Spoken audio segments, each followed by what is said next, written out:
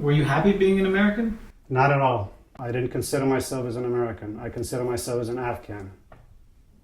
And after September 11th? I became an American. Before 9/11, I didn't know much about America. All I knew that I lived physically in America. Culturally, I was in my little bubble, so-called Afghan community. Everything was about Afghan. So I went with the flow.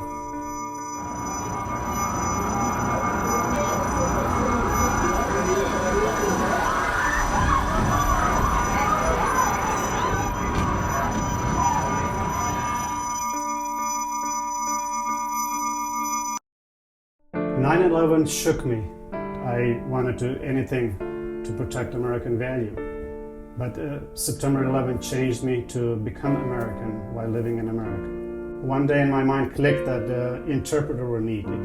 I received a postcard in the mail addressed to my son Omar. And I took the postcard and showed it to Omar and told him, Omar, you have this card and they need a linguist in Afghanistan. I know you can't speak Pashto. I will take that card and call to see if I can be qualified to go.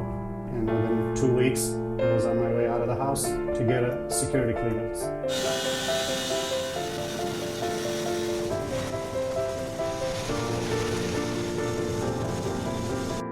On the first mission, it was chaotic to me, not to the team. I was an interpreter and I was scared. Bullet was flying, soldier down, and I was scared to get out of there alive.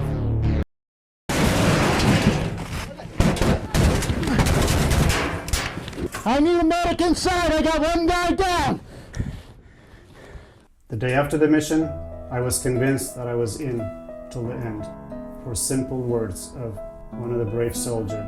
He took me in the Humvee and showed me the equipment. At the end it says, Naz, you're not going to use all of this. You're only going to be using, if all 18 of us die, then you might use it. But all 18 of us die first before you die. After that, I wasn't afraid, I wasn't scared. I wanted to go on every mission because of the bravery and compassion of the American soldier that I saw. I want to be part of their team. People dying in front of you, not just dying literally to pieces, it struck me very hard. I have PTSD upon my return back to the state. I didn't like civilian life. I didn't even like civilian for that matter. I just want to go back. While most people will not see it, that we are there in a war zone, good things are not happening. Believe me, I witnessed it, a good thing happened. To see a young 19-year-old soldier in Afghanistan, when we went on combat mission, bullet flying, looking for bad guys. When he tells me, Nas, can I buy those kids some shoes? And that made me cry. That did make me cry because a 19-year-old from Maryland, he's on combat mission. He's not focused, he's getting shot at, but he's focused on buying kids shoes. And I told him those kids been barefoot all their life. I was like them one day. Those stories are never been told to my fellow American.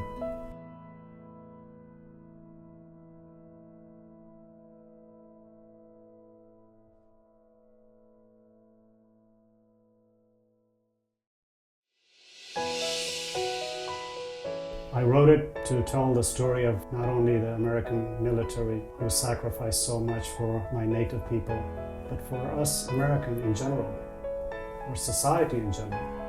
Now I can do something that I came back out of the war zone alive with all my body parts still intact. I can at least do something for the soldier who lost their body parts. The book is a two-part book. The first part is what I have witnessed, what American soldiers have gone through with compassion, bravery, and courage. And the second part is for my fellow American to understand my native people as well, because they're also at the same time victims. The mission of my book is to donate 50,000 copies to raise $1 million. I go walk, knock on doors, talk to people. I tell my story in 30 seconds, mostly 1 minute, explain to them that what I'm trying to do is donating the book to anyone who is interested. In return, they write a check to the charity that I support for supporting our soldiers who are wounded in Afghanistan and Iraq. It makes me feel good that I'm doing something for someone. Whether it takes a week, a year, a decade, I'm committed to doing it. The only tool I have is my book and door knocking. And right now I'm a door knocking missionary.